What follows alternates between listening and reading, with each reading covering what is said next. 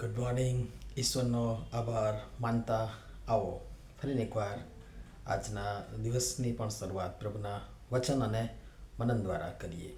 પ્રભુનું વચન કહે છે, કેમ કે યોહાન ન્યાયને માર્ગે તમારી પાસે આવ્યો તો પણ તમે તેના ઉપર વિશ્વાસ કર્યો નહીં, પણ દાણીઓએ તથા કસબણોએ તેના પર વિશ્વાસ કર્યો, અને એ જોયા પછી પણ તમે પસ્તાવો કર્યો નહીં કે તમે તેના પર વિશ્વાસ કરો. માથથી લખેલી સુવાર્તા તેનો 21મો અધ્યાય અને 32મી કલમ. આજનો વિચાર. ખ્રિસ્તમાં અતિ પ્રિયવાલા મિત્રો, પ્રભુ ઈસુ ખ્રિસ્તના ગૌરવંતા મોટા નામમાં આપ સર્વને સવારની પ્રેમી સલામ. કરણી વગરનો વિશ્વાસ નકામો છે. તમે વિશ્વાસ કરો તો એ કાર્યમાં પણ પરિણમવું જોઈએ, વ્યવહારમાં પણ આવવું જોઈએ, અને જેમની સાથે તમે આપણે સંપર્કમાં આવીએ તેમને પણ તેની અનુભૂતિ થવી જોઈએ. આપણા સૌના વાણી, વિચાર, વર્તન, વ્યવહાર, વલણ, વહીવટ દ્વારા એ જણાઈ આવવું જોઈએ. યોહાને પસ્તાવાનું બાપ્તિસ્મા લોકોને આપ્યું અને લોકોએ વિશ્વાસ કર્યો, પણ સાથે સાથે પસ્તાવો પણ કર્યો. પશ્ચાતાપ અગત્યના છે.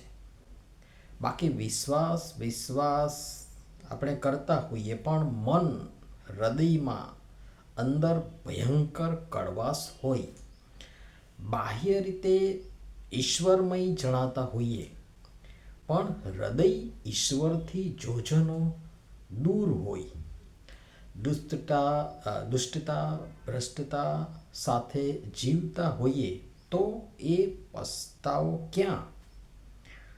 પણ અહીં દાણીઓ અને કસબણો પોતાનું એ ભ્રષ્ટ જીવન છોડી, જે અગાઉ પણ આપણે જોઈ ચૂક્યા છે, એવું જીવન છોડી પસ્તાવો કરી, પશ્ચાતાપ હૃદય સાથે પ્રભુની પાસે આવ્યા, બાપ્તિસ્મા પામ્યા.